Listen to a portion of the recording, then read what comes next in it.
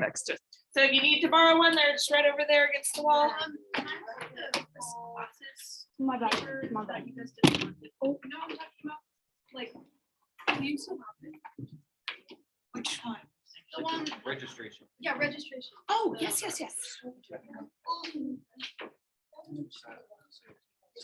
Sorry if I'm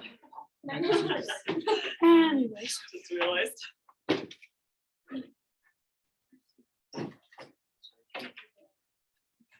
Yeah, it's got to be. There's no instructions. There's those classes. Thank you.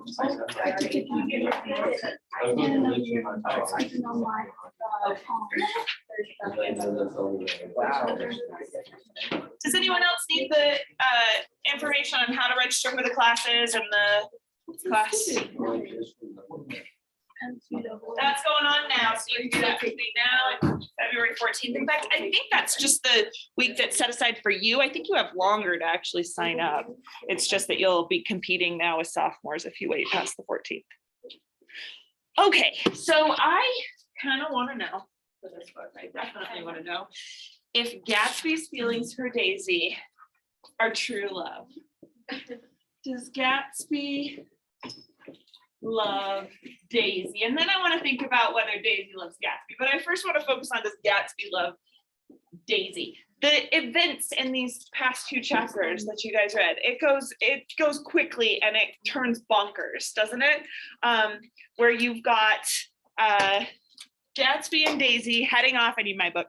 Gatsby and Daisy and Tom and Nick all heading off into the city. There's this crazy party that they go to, or that I guess they just like have this crazy get together where Gatsby demands that Daisy says she never loved Tom, she only loved Gatsby. And then they go driving off in the car and they hit Myrtle on their way out of town, right? And we don't know, we think, Nick thinks for a while here that it was Gatsby who hit Myrtle and it was just this hit and run and that he's like careless and awful. But then as he's talking to Gatsby, he's sitting outside their house, the Buchanan's house, he realizes that Gatsby's just covering for Daisy.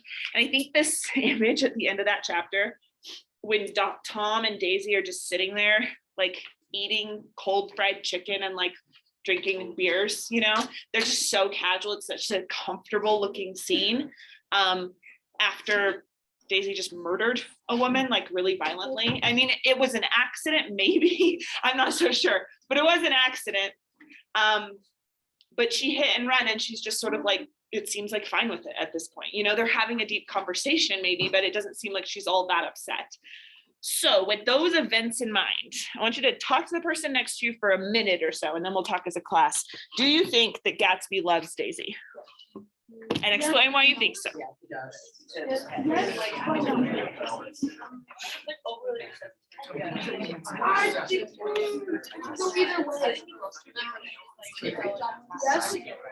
Yes and no? Which one are you leaning more towards? Why?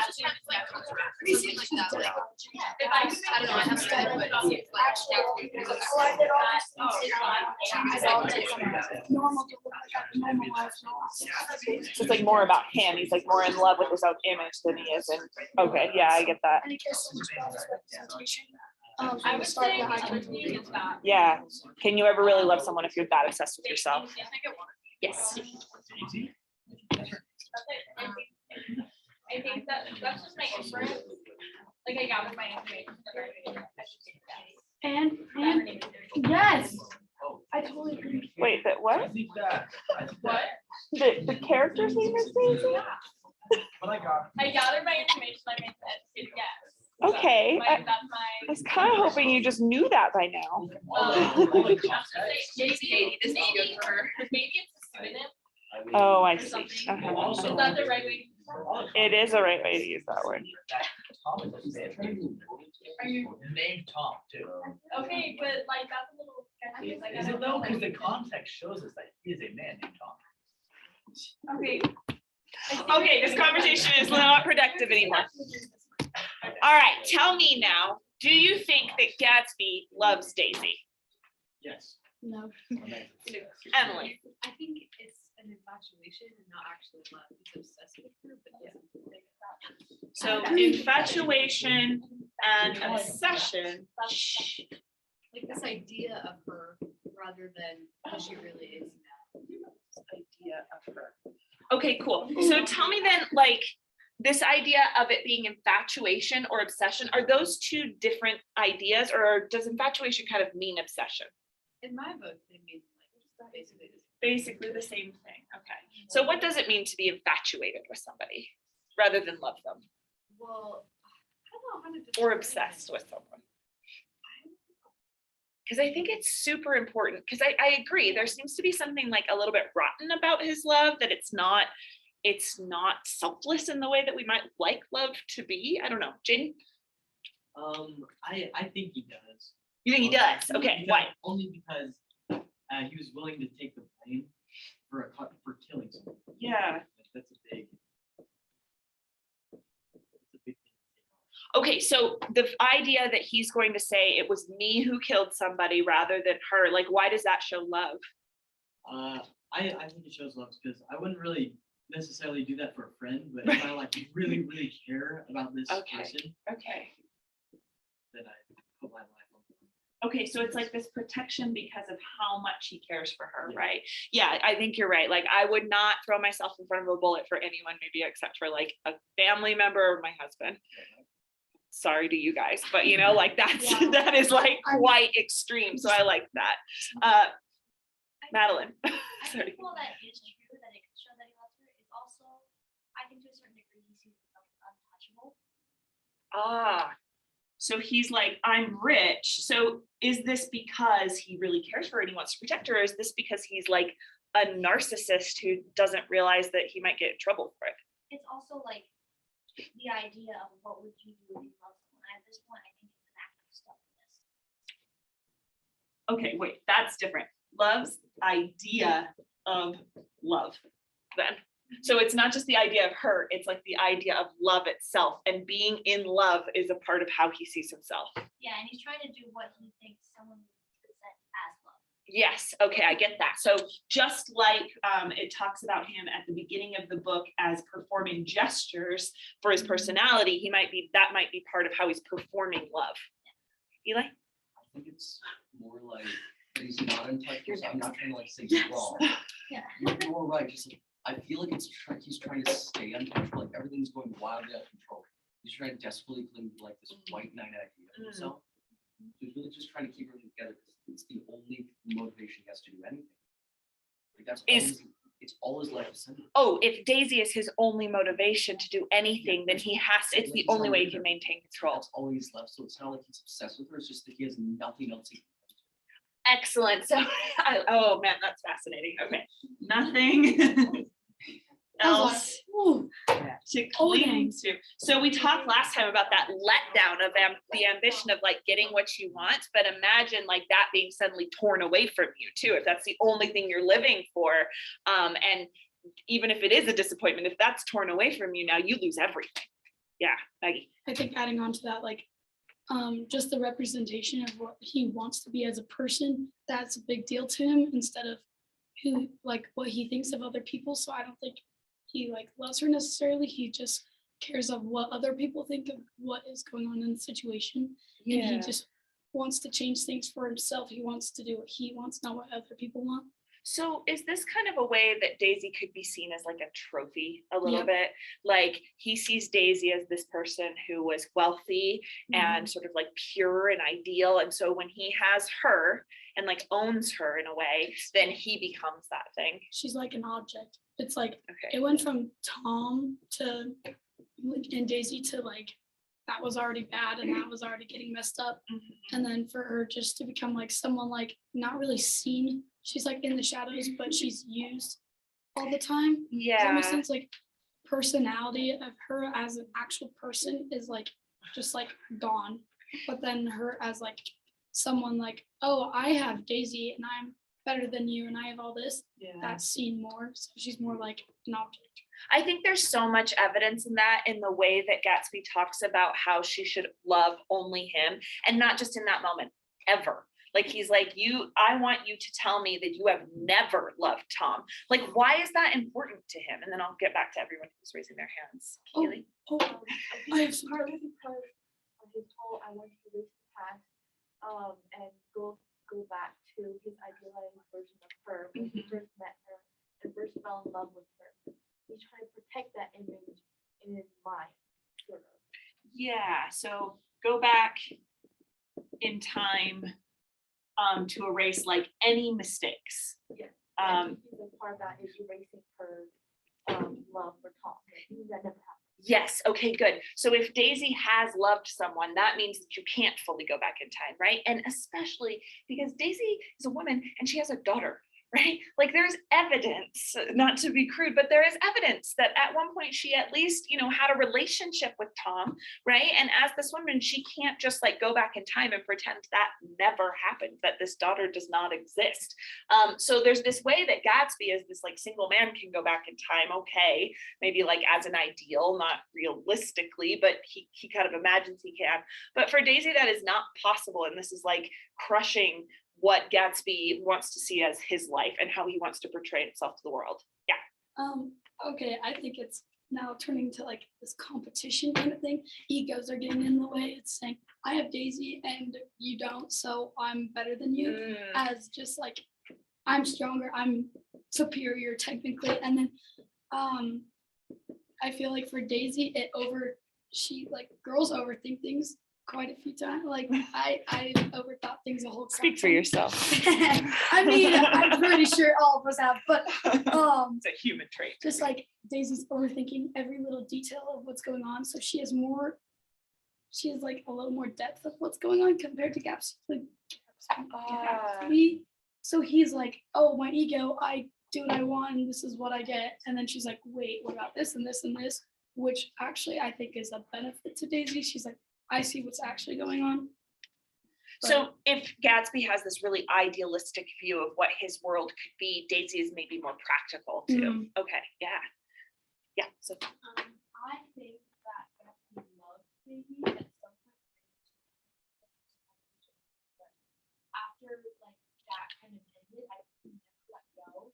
And like from all these years after he's been kind of chasing her the entire time, he made up this image in his mind, this like ideal scenario that he's trying to live out, but isn't quite working the way he wanted.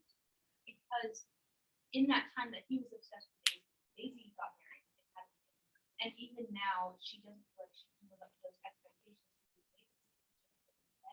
She's changed overall. She didn't stay in love with Gatsby the entire time. right. Formulate herself around him.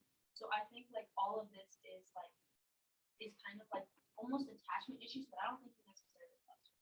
I think he fell in love with the idea of her, like in his head. That's not her.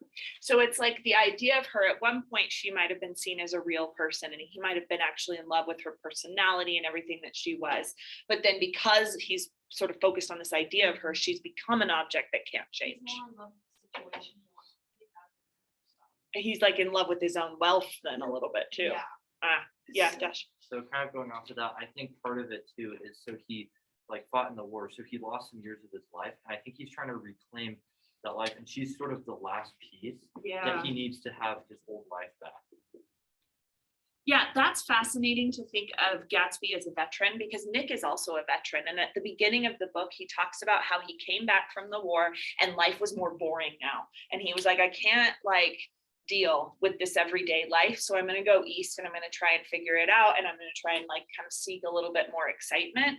So we get two then war veterans in the book who are potentially talking about like dealing with the effects of that, either lost time or this like sense of like stasis or boredom after being in a war. Yeah. I think we see this when Gatsby says that yes, you can revisit the past. That's they're kind of evidence of each other. Yeah. That he's trying to reestablish the past to get that belief. Yeah, totally. Taylor, did you have something earlier? Oh, okay.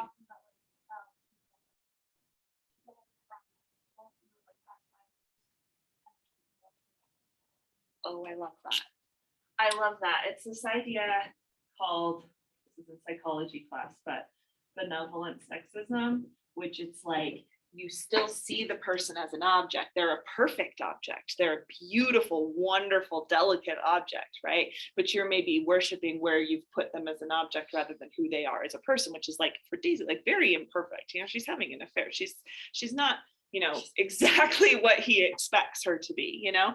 There's also this idea that you guys have been talking about, and I don't know that this book is totally expressing this idea, but let me throw this out there. So there's a man and there's a woman. There she is. And they supposedly love each other. It's cute. But the problem is if the woman is not, like, if she's not being seen as a person, there seems to be some other motivation for love rather than just connecting with another human being. So the idea, this is kind of like an old school feminist idea, but the idea is that he's not actually in love with her, but he's in love with this idea that she can hold up a mirror to him. So instead, you've got her holding this mirror between them that makes him see himself as the person worthy to be loved. And, you know, in old school theories, that's kind of a way of saying like he sees himself as like this perfect like specimen of masculinity, right? I don't necessarily know that this book is like obsessed with these ideas of femininity and masculinity, but I do think it's interested in this idea of what somebody else can provide for you through their love. You know, Tom, what does Daisy provide Tom by being his wife? What does Tom provide Daisy? And for Gatsby, potentially this might be that when he is in love with Daisy, he gets to see himself the way he wants to be seen. What do you think of that idea? I'm not totally committed to it, but what do you think? Yeah, Gavin.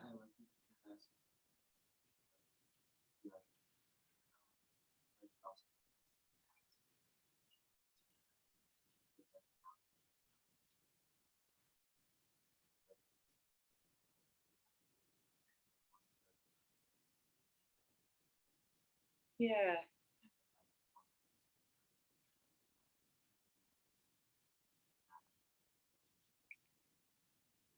Yeah, he's like, I mean, we know he's like an entertainer. We know that he's a people pleaser, like trying to have everybody come to the house and like see him for what he's worth.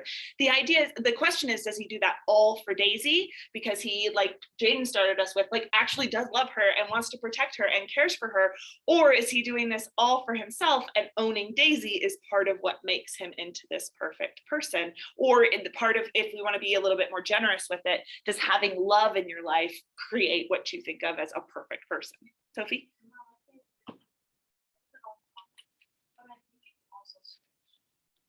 Yeah, great point. I think that in Daisy's original situation, she doesn't feel loved by Tom. Really, he's having her hair. She knows this. Yeah. And she's just kind of like putting up with her life.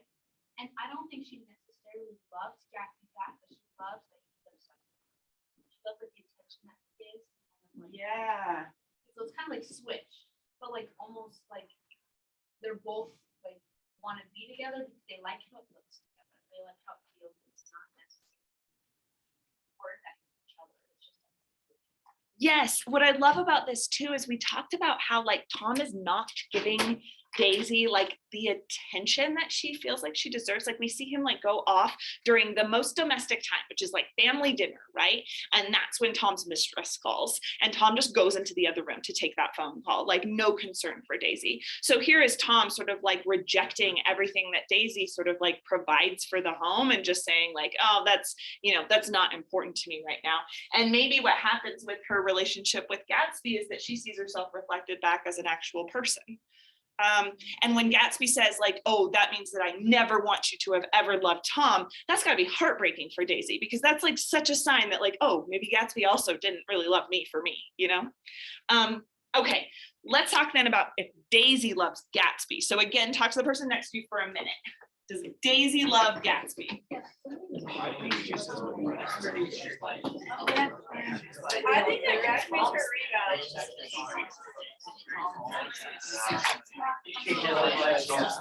I saw that on video.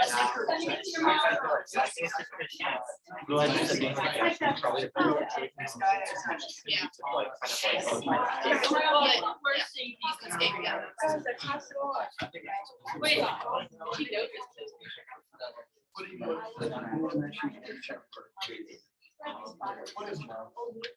I gotta play that. I'm gonna play that. So you rebound. Yeah, I like that. And what? Okay, now let's talk together about this one. So we're talking about now Daisy loves Gatsby. Ashlyn? I think that Gatsby is just rebound. And she doesn't really love, she just loves the idea of it. And like, she's like desperate for anyone. that's willing to give her attention. Sorry, say that last part again. She's desperate for anyone that will give her. Okay, so Daisy, when you say rebound then, let's talk about the psychology then of a rebound. I would love to. So what is it? Wait, what is a rebound then? Oh, that's not what I was. Oh, okay. Oh, okay. So it's like this idea that she's been rejected, at least in some ways, by Tom. He's not going to divorce her. Did you guys catch at the party with Myrtle how someone says a gossipy line and is like, oh, I've heard that he'll never get divorced from her because she's Catholic? And Nick is like, who's not Catholic? Where does that come from? Like, what is going on in that scene? Like, why is that rumor going around that Daisy's Catholic? I personally think it's because Myrtle wants to be with Tom, but Tom, he just kind of wants to have her on the side, as horrible as it sounds. Yes. And so he needs to think of some quick excuse so he's not seen as a bad guy. Yes, I think that's exactly it. I Eli? think it's kind of just a throwaway line in the church, like the gossip machine kind of just needed to find a reason why Daisy's still with Tom if he's not like trustworthy at all. Oh, okay, that's a good point too. So it might be for everybody around them saying like, Figured out why she's still here. yeah, why is Tom still with her? And like, Tom is our friend, so how can we see Tom in a better light, maybe? But I also kind of get this idea that Tom might have told people that, Tom might have told Myrtle that Daisy was Catholic, so that Tom does not have to marry someone like Myrtle. Because if you think about like why Daisy got married to Tom as the status symbol, so because she has to have this sense of security, those pressures are also on Tom to marry the right person of the right social status, to kind of carry on the family name. Yeah. I know that we like hate Tom, but honestly, he kind of like seems like he knows what he's doing more than Gatsby. Oh, what do you mean? Like what you were saying, like he's like, I'm trying to find the right person. Gatsby's like, you, and then he's like, I'll give you all my attention. And then Daisy's still like going along with it when Tom's like, I kind of want to find the right person, like that we both get along, we both know what we want, kind of thing. Interesting. Which, Yeah. even though we hate him for what's going on. He's playing the game the way it's supposed to be played for rich men in the 1920s. Yeah. And then it's also like, he probably saw something in Daisy that made him want her, but like in the end, he's like, that's not what I want necessarily. Yeah. I just want you because Gatsby wants you. Yeah, now I want to own you completely. Like not own you, but now I want to like have you as like my prize in this competition against Gatsby. Yeah, I see that. So I want to go back to this rebound thing then. So if Tom is like not completely rejecting Daisy in that like he's not going to divorce her, but is rejecting her in terms of like her personality and like who she is, then what psychological reason does somebody have to rebound? Yeah, Jaden. I have a few. Okay. So, I think it's just like the mirrors. I think they're just flipped, so they both make each other feel good. Yeah. So I think it could work out. So it's like you want to be loved. Yeah, I think. And if they both want to be loved, what's the problem with that? Well, I think Gatsby likes Daisy because of the way she makes him feel. Yeah. And then it's the same way, you just flipped around the feet. And isn't that like, is that so different than what real love actually is? Like you're with somebody who is actually like making you feel like the best version of yourself or whatever. Sophie. I think. You can just put them on that back table, Dane, will you? Oh, yeah, that one works. That works. Sorry. I think that like in that second picture, it doesn't matter who's behind the mirror. It's just that they're holding it up to themselves. It's kind of like a rebound. But I think it matches rebound because it doesn't matter who it was, as long as she's getting that, like, as long as it makes her feel good. It could have been anybody but Gatsby, as long as they gave her that attention that Tom wasn't giving her, then she would want it. Yeah. So it's like the problem is that they're hidden behind the mirror. that it doesn't really, if we're not seeing them as fully, formed people, then it's not true love. And I think Gatsby cares more of who it was just because it's idealized in his head, but for Daisy, it's more of just like the feeling she gets around it. Yeah, It could have been anyone, but just because Gatsby was kind of obsessed with her, she was like, yeah, I get that. Okay, any other thoughts about if Daisy loves Gatsby? Yeah. I'm not sure this is gonna make sense. but Uh-huh. I think that in like a different situation, like there's a lot of time with these in that Tom and Gatsby wouldn't be a rebound. Like it would be a good relationship because it was right after Tom, like the open situation. They're really desperate for love. It's like then they end up in a relationship and that would be fine. Like they're at a level of desperation where they're not really like trying to find a deep connection. Yeah. It just kind of becomes like a purely sexual relationship and there's no actual like normal affection, I guess, like normal connection, like Yeah. a platonic relationship. It's just like a purely sexual thing. Right. I mean, even before we see Daisy and Gatsby get together again, when it talks about their past, it talks about it very quickly.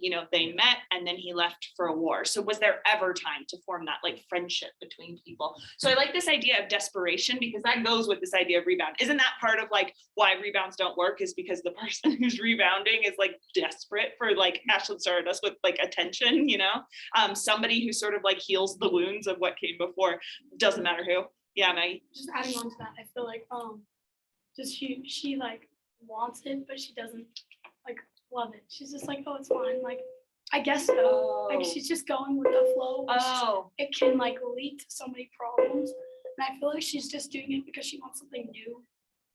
But she's not, she's thinking about like, I don't know, Gatsby's thinking about himself in this situation and she's thinking about like, how will I feel? But is this like, she's not really thinking like, is this what I really want? Because then if she did, then she'd probably not do Gatsby, I think. Yeah, and she's also not thinking about how other people are going to feel based on this relationship either.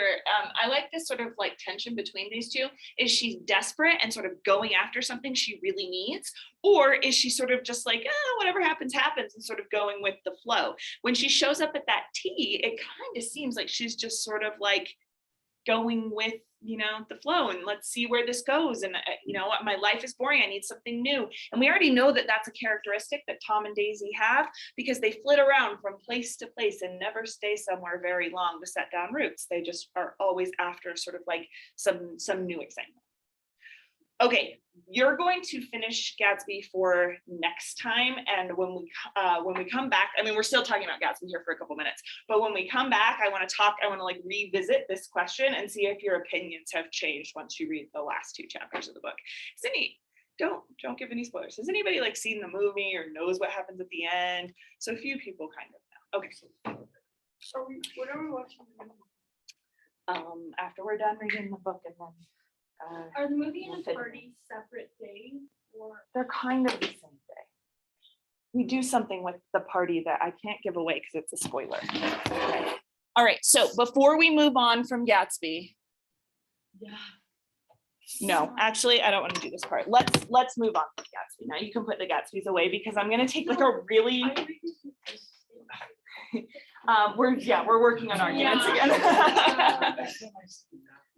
But not necessarily thesis statements. We're really focused on how to create a good structure this time.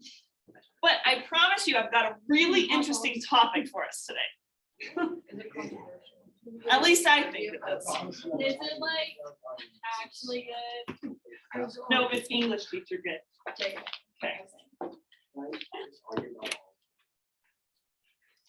I'm gonna give you a piece of line paper. So before, as I'm passing this out, let me give you the little caveat. So I want to talk about an issue that deals with disability and disfigurement. And so it is quite a controversial issue. And what I'm afraid of is that we might approach it with like not the right attitudes. Like we might, I'm afraid that you're going to laugh at the people that we are going to be talking about, or you're going to be like, I don't know, disrespectful to them. So I really want to talk about this issue. I think it is fascinating.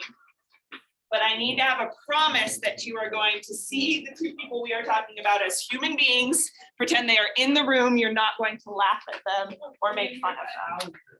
You're gonna walk out the classroom. And if it doesn't work out, I will stop the conversation midway through, and I've got a really boring prompt about ownership that we can use instead. That's like, what's the definition of ownership? It's from a. Okay. Do it. I'm threatening you with a boring prompt.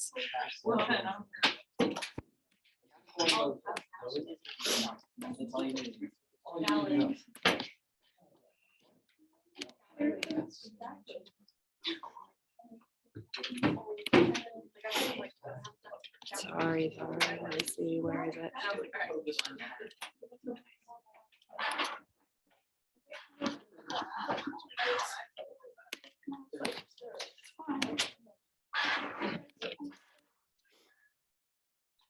Okay, so there used to be two, how do you say it? There used to be conjoined twins on TLC, I think they were on that station. Their last name was Henselt, Abbey and Brittany Henselt. Is anyone familiar with these two? I remember that. Yeah, they were on, like, it was quite a few years ago, but it was sort of like talking about them growing up. They were young teenagers on the show, and it was like talking about what it is like to be a conjoined twin. So Abbey and Brittany, they share lungs and a heart. And wait, no, let me make sure I've got it right. Maybe they don't share lungs and a heart. Sorry, I think I got it backwards.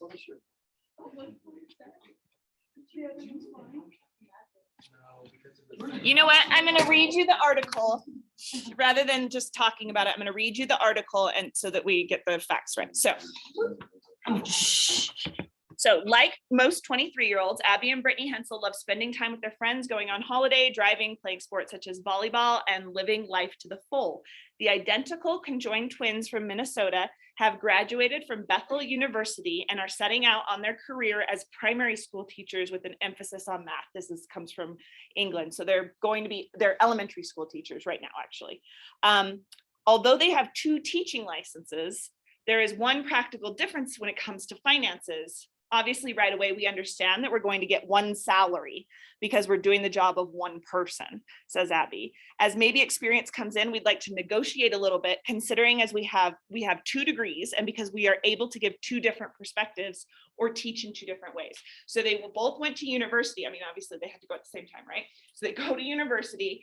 They both have student loans. So they both had to pay tuition because they're 2 separate people, even though they are basically sharing a body. They both had to get teaching licenses, so they had to pay the fee and they had to take the tests on their own and so on. But they got hired at a school under one position and they're only getting one salary. And they say that's okay because we know that we can only be in this one room at a time, right?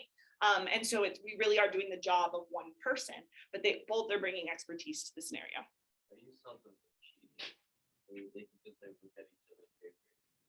That's true. Maybe it's just their conscience. I mean, you could look at anybody's paper too, right? So it's like it's impossible to tell if they're cheating or not. Right.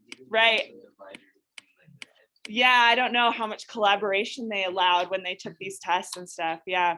Okay, so they said maybe as experience comes in, we'd like to negotiate a little bit, considering we have 2 degrees and because we are able to give 2 different perspectives or teach in 2 different ways.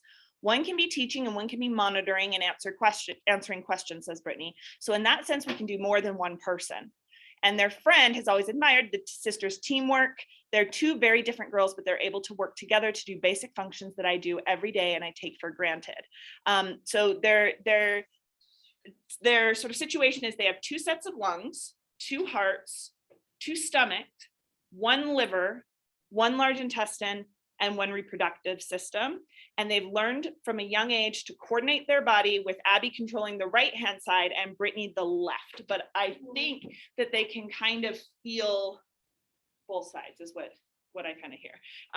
So the argument here, so they're 2 distinct people, right? And in all their interviews, they always talk about how we are 2 different people. Like they say, she is interested in math and I'm interested in the arts. She likes to dress like really conservatively, like with like, pastel colors and like really like whatever. And then the other one likes to be like really outlandish. So they have to compromise on what they wear. They have to compromise on everything.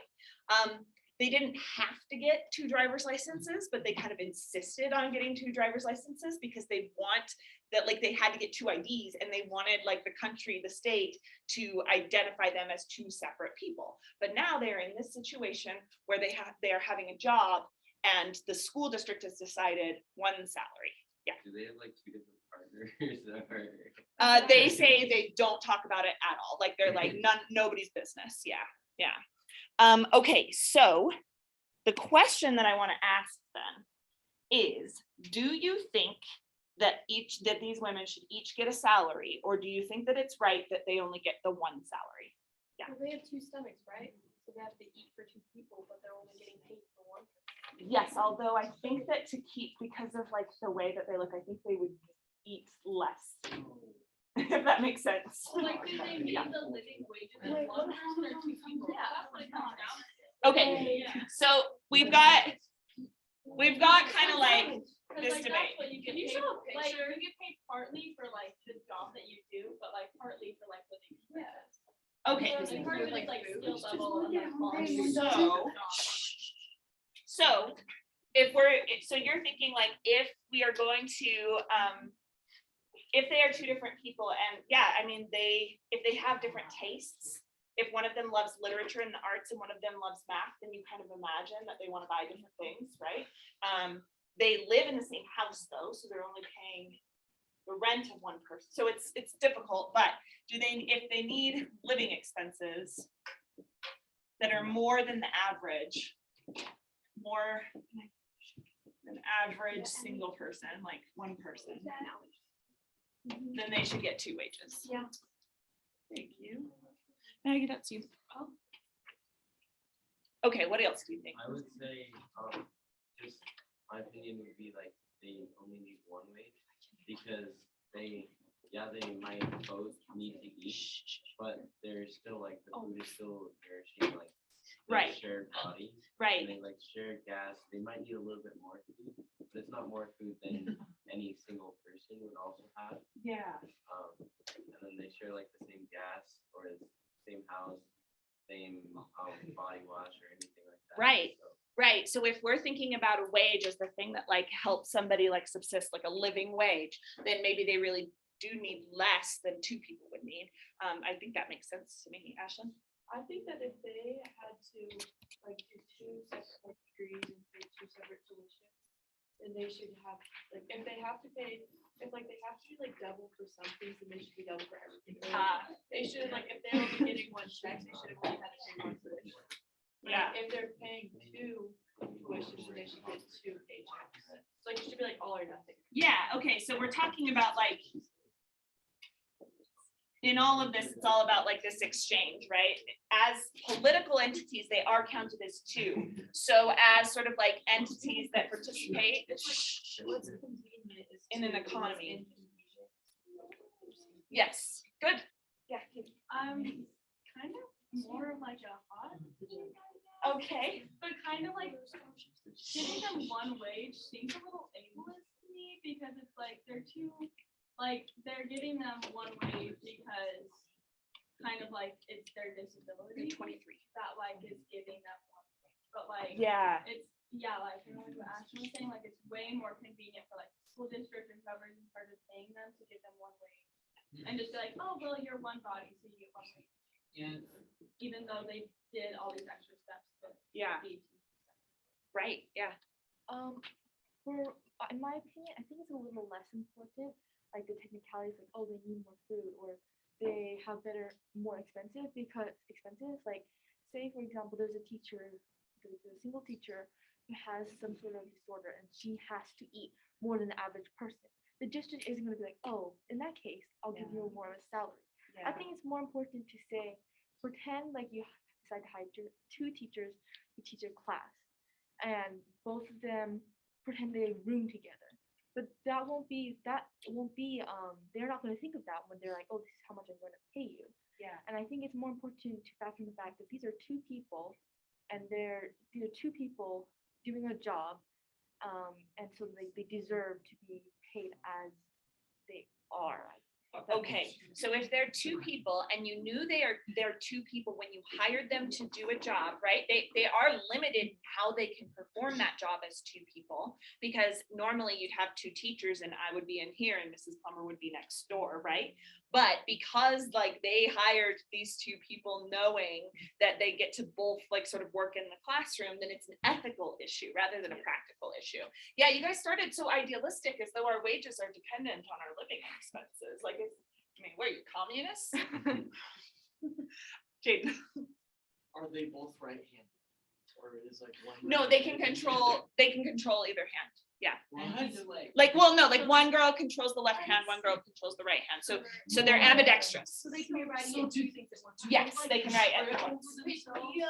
No, they're, So they should get paid 4 weeks. right. They were born this way, right? And so this is the way they learn to walk. They don't know any different. And so one of them does have a shorter leg and has to walk on tiptoes to keep like the balance, but they can walk and they can run and they play volleyball. Like, yeah, they're amazing. Yeah, Jay. They've got 4 lungs. They're amazing. That's Like, true, yeah. Endurance. Do they study like the same thing in college? Like, do they have 2 different majors? They both, no, both studied elementary education with an emphasis on math. Okay, so both of them. Yeah. So I think the one wage is good because they studied the same thing, they have the same knowledge. It's not like they have 2 different expertises where they could teach multiple classes, and if they're only gonna be in one classroom, then it's fair. Okay, great point. Keegan? I think it's more about the morality of the situation. Like, it's like I don't know how to explain it, but like 2 wages is just more morally correct. Like they have 2 minds, like they deserve 2 wages, you know, like Yeah. it's fine if they have one expertise, you know, but they both have different opinions on that one expertise, you know? So like, I think they deserve 2 wages Okay. just for that. Yeah, I think a lot of this depends also on like the kind of work we see an elementary school teacher performing. If we think of an elementary school teacher as like a caregiver, or like, to use a negative word, but like a babysitter, right? If we think of them that way, then they are not doing the job of 2 different people. But if we think of an elementary school teacher doing like the work of the like cognitive work, right? Then they are providing that work. It's in a single classroom, but they are both doing that work. Josh? Yeah, so I agree that, so it's like an ethical thing where, like, because they're 2 different people, but also if you think about it, so they have like 2 different driver's licenses, so they're considered 2 different people legally. So do they have to pay like, do they both have to pay taxes? Then if so, that would I mean think so. I don't know the answer to that, but I think so. yeah, so then they should get paid 2 wages if they both have to pay Yeah. taxes, because they're technically paying double. Yeah. Well, but the way that wages work, if she doesn't have a job, if the second twin doesn't have a job, then she isn't really paying those taxes, right? Like, Yeah. you don't have to be taxed for living. So, but I totally get what you mean. I mean, it's also like an opportunity for 2 workers and 2 sources of taxes. Taylor? I think they should be paid 2 different wages. Like, at Oxford, say there's like 2 teachers teaching class, they would each have their separate wage. But just because they share a wage, they're getting paid. Good. We have co-taught classes at this school. Those co-taught classes exist, so you could find a place where Brittany and Abbey could be teaching a co-taught class, and then they're doing, I mean, the work of, I mean, it would be like what you would expect from a co-taught class, right? Xavier? I would say it's different though, because like with the co-taught classes, one teacher can be at the back of the room, one gets. Yeah. They have to stay together and like, yeah, they can both talk at the same time. But like, if they're both talking at the same time, they're right next to each other, they're just talking over each other. Right. It's kind of not like a conversation with like another person when they're both talking. Yeah, completely. So even the work of, a co-taught classroom, what we usually see is like one person can do individual help while the other person is addressing the class. And would that actually be possible with these 2? Jaden? Well, I think, on the other hand, it would be kind of beneficial because one likes the arts or whatever, and then the other Yeah. whatever. They can teach what they want to teach, and then the rest of the half, or the other half of the class, the other person can start teaching. So wait, is that an argument for 2 wages then, or 1 wage? Because maybe one is only working part-time. It's 2 wages because they're teaching 2 different things. Got it. Got it. Yeah. So the interest, it doesn't matter that they didn't major in these two different things, but their interest levels have led them to study those two different And things. during like tests, that'd be kind of creepy. Like one person's Not writing. creepy. I think it'd be weird. It's just like, all right, you watch the kids while I do this work, all right? So, Oh, right. See, that's what I think it would be nice. Like someone does the grading, right? While somebody is like teaching. That sounds like two different jobs. Yeah, Sophie?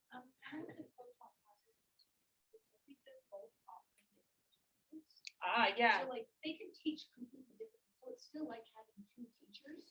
Like if you were coaching to a class, you have two different perspectives. Different perspectives and two different like. They can teach differently. Yeah. So it's Right. like And two different teaching styles. Exactly. Like none of our teachers here are teaching the same, right? And we always talk about how kids learn differently. So they might offer different things to different students. Also, they think they're not totally sure because we don't know like everyone in the world, but the experts think there are only 12 adult conjoined twins in the world living today. And so if we're talking about unique perspectives, like how cool would it be to be the elementary school student who gets that unique perspective? You maybe would be willing to pay extra for that. Thank you. Sophie. JJ, what were you saying? I was just a comment that like someone, Nope. like someone could be writing and then another person could be teaching and then they could just like turn. So like another person starts writing, another person. Yes. They could just turn. Yeah, for sure. And they are really good at coordinating like that. Yeah. Yeah, and we're kind of looking at this as if like the teacher is gonna be talking all periods. and Right. Like, other than like, I mean, this class we sometimes do that, but like most of my classes, the teacher is not up in the front lecturing the entire period. But Right. with them, they could have a lecture the entire period, even if one of them gets like tired or one of them like, oh, like I don't know what else to say. The other one picks it up and then they Right. can keep talking and they can write and like they can do two different jobs. So it's like energy levels too. And yeah, great. Okay, last comment. Gavin? Oh, Gavin and then to Eli.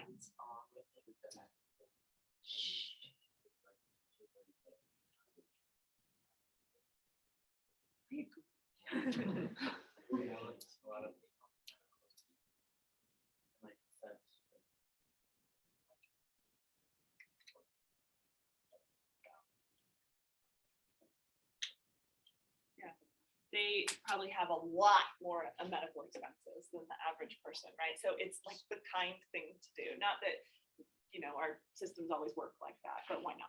Eli? I just think the whole thing sort of just hinges on whether you believe that they are two individuals or one. Because if you do believe that it's two independent people capable of two different things, Yeah. then you can't really argue for one way to treat them as a single person. Yeah, unless you're saying like, hey, if you're in this classroom, this is not your job. You need to stay silent while, you don't work in this situation. Like if she's like reading a book or like, crocheting or whatever, I guess it could be okay. But you're saying like, if they're both individuals active in the classroom, then it is, you have to pay them as two Yeah, individuals. like, if you believe that they're two people, even if they're not two separate people, then they're able to do twice as much work as one teacher can. Yeah. If we can't do the same, we teacher do it at the same time. Right. I think with that, it needs to define what an individual is to you. Is it a whole person or is it two separate brains and perspectives? Because they may have one torso, but they still have two different brains and therefore Right. can think as two different people. And so you just gotta go to what you. It's such a philosophical question because as an individual, their body, or as an individual, their mind, and like, how do you like draw the line? How do you distinguish that? Okay, I said that was our last comment, but I'm gonna hit everybody who has their hands up, and then we're gonna go. Jaden, and then to Sophie, and then Bryn, and then Kate. Okay. Okay, with like flu shots, would they pay it like with one person? I think they'd paying only the need one flu shot. Wait, so one company is sick and the other is. Yes, Like, what if because your one- body is one sick, person right? can It's still your. go. What if it's like the head? I think, okay, I don't know enough about epidemiology, but I believe that colds are not just in the brain if that's where the symptoms show.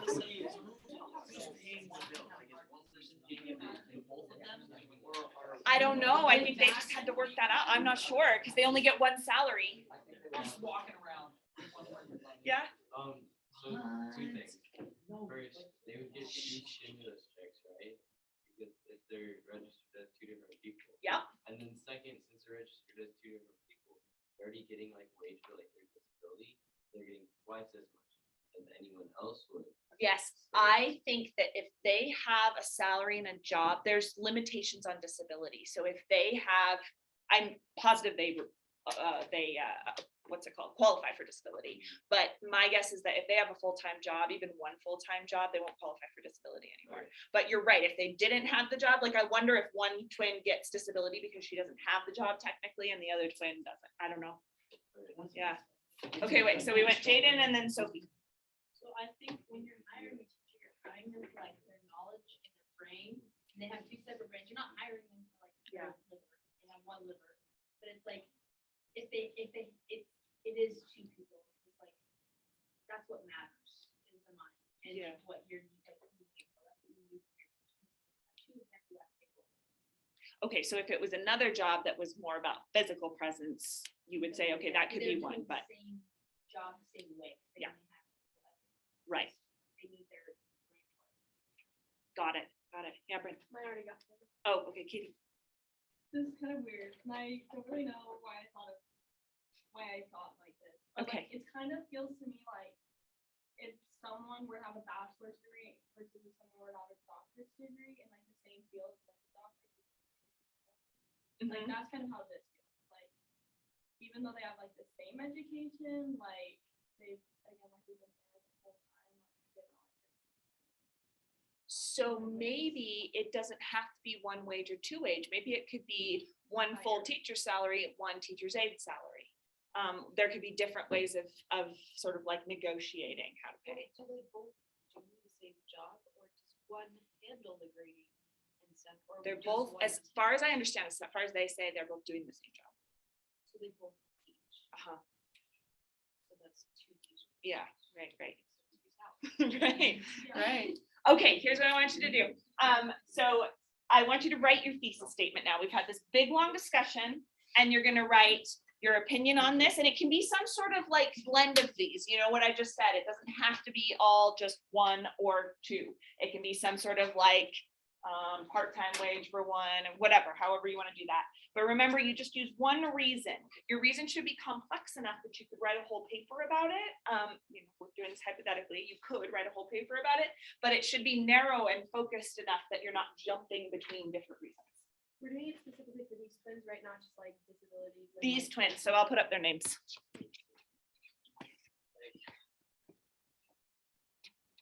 You can look it up. I didn't want to put a picture on because I didn't want us to focus on that part.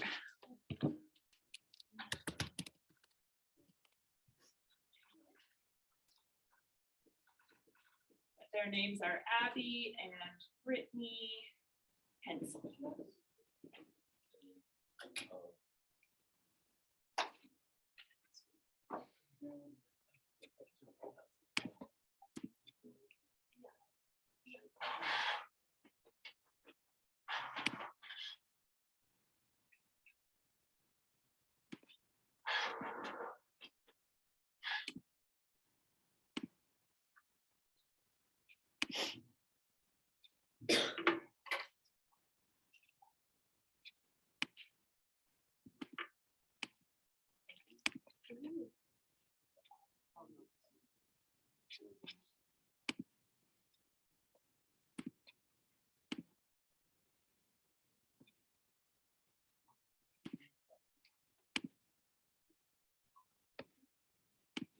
No. Yeah.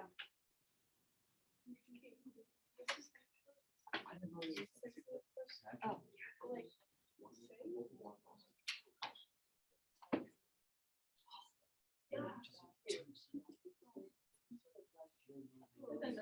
Yeah, there was like some sort of like, what? But you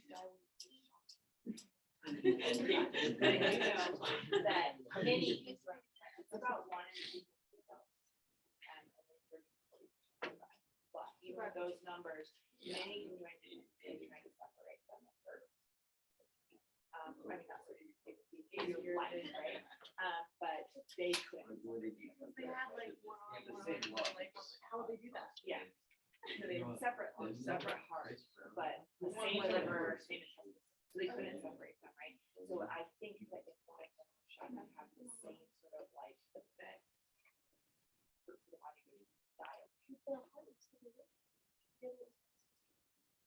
But they're I think this tested. comes down to what happens with official. No, but I think their nervous systems are connected because that's what you're Yeah. missing. I think Oh, so if one of them died, other organs would fail. Yeah, but the other one had. Oh, Like, okay. I don't think Yeah, it's the like- difference- I think it's still blood clot. Yeah, but like the rest of the organs is like.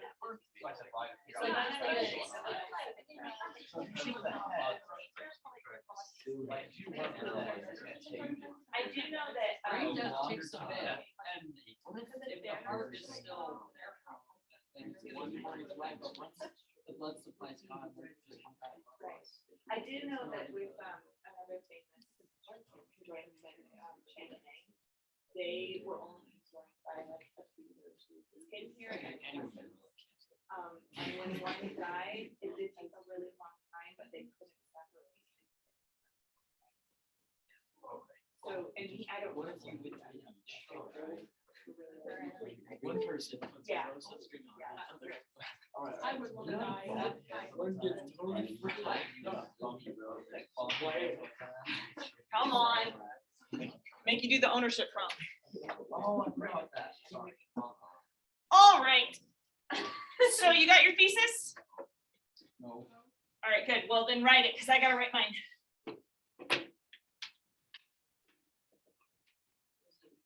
Wages? Yeah. Should they be paid two full wages?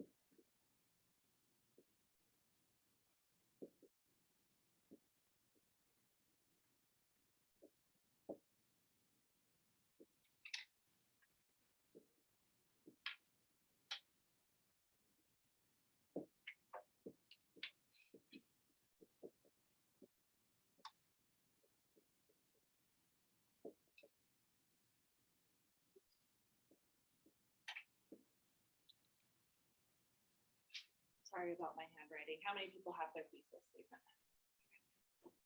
Okay, I'm gonna give you one more minute because everyone needs to have one for what we're doing next. Interesting question, right? People were debating it, like, right now, how to have. They're happy, yeah, because they want to be seen as no different than anybody else. And so they're like, if I can only be in one classroom, and this isn't a co-taught class, it's only one, class with one teacher, then we should get one salary. And why is everyone like arguing against that? They're like, give them more money. And they're like, we're okay with the money we have. Yeah. Well, including me. Here's my thesis. Because to me, it's like a principle of a thing. I'm like, I don't care what you want. This is what I want. Even though they can only teach in one classroom at a time, Abbey and Brittany Henselt should be paid two wages because education is cognitive labor and they provide the district two different perspectives. So I kind of stole from Sophie here and what a lot of you guys were saying, that it's like, if teaching is this job that is mostly mostly from the mind, like labor of the mind, then they have two minds, then they should be paid two wages, right? Okay, so let's say this is my thesis. I have given you two structures that you could potentially use for these papers. You could use the Rogerian, where you talk about the counter argument a lot up front, or you could use the classical, where you kind of present your ideas and you end with the counter argument. Those are great. And usually when you do what I'm about to do next, it fits into one of those patterns. But I actually think you might find this way of structuring your papers more useful. If you had me last year, I'm kind of like obsessed with this idea, because this shows how you can structure your argument logically and have it flow in an order so that it's all adding up to one single argument rather than just repeating yourself over and over again, which I know students feel like they're doing when they make arguments sometimes. So in my thesis statement, I start with the counter argument. That's the first part of my thesis. The second part of my thesis is that education is cognitive labor. And then because it is cognitive labor, they have two different perspectives. And because they have two different perspectives, they provide the district with extra labor. So usually I try to do it in a kind of order that works a little bit. Like I don't love that it goes backwards here. I might revise my thesis so it moves in order. But the way I'm imagining the logic of this paper going is that I'm going to have one section of the paper about my counter argument, where I say, I focus on this one classroom idea. And I'm really going to substantiate that. Like, I think that's a legitimate concern. I think the district is saying, like, why would we hire two people in one body if we could just hire two people and we could put them in two separate classrooms, right? So there is a financial concern there. And I really need to talk about that. Like, that's a legitimate concern. However, I'm going to say educators is mind labor, I'll call it. And because it's mind labor, what is important there is that you get two perspectives. And because two perspectives would be so beneficial to teaching,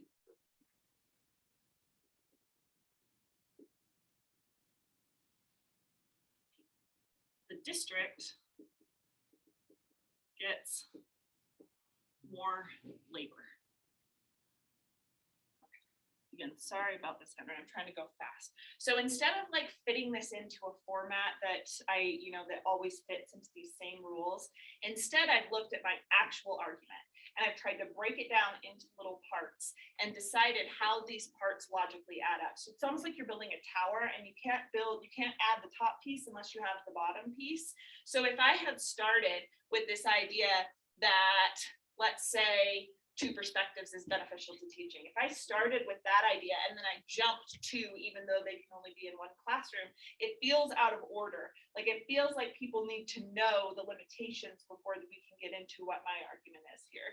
Or if I started with if I started with mind labor allows two perspectives, and then I go back and say why I'm talking about mind labor in the first place, it also feels out of order. So I've found a way to transition between all of these different ideas. And you'll kind of notice like it goes from like known information that I'm backing up to new information. So here's the new information, mind labor. I move it here now because it's going to be known for my audience. And I move to something new. And then I move to perspectives down here. That's going to be known. And I move to something new. And then I go, do you see how it's kind of like building like that through the logic? Okay. It's kind of a hard idea to explain for me, but basically you're deciding on the parts of your paper here. This doesn't mean that I'm going to have 5 body paragraphs. It means I'll have at least 5 body paragraphs. I might have a little bit more as I find that I need more to prove here, but this is going to be the outline of my paper. So I want you to try and do that now with your own thesis statement. Try and break it up into its parts and then show the direction that your paper would go. Call me older if you have no idea what I mean.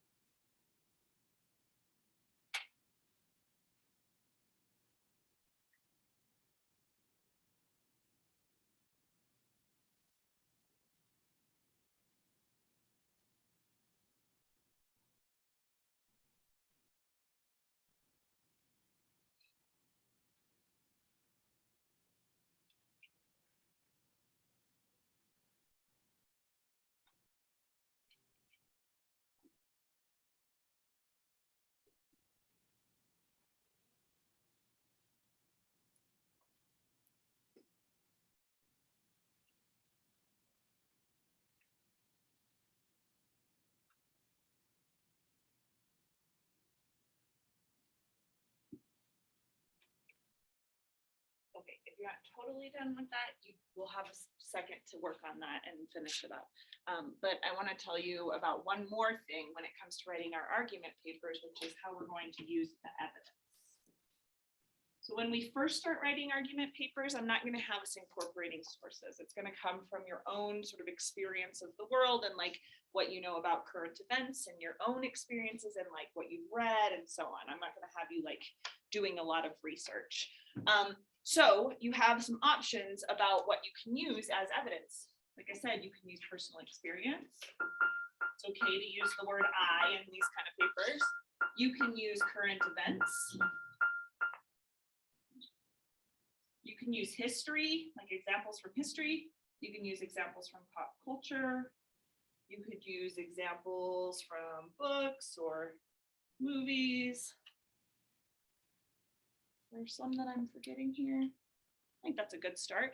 And when you're writing this paper, like we're obviously writing about Abbey and Brittany Henselt, but if there's only 12 adult conjoined twins in the world, like not a lot of people have experience with Abbey and Brittany personally, right? So it might be a good idea to bring in other examples to prove each of your points that you are making about their situation.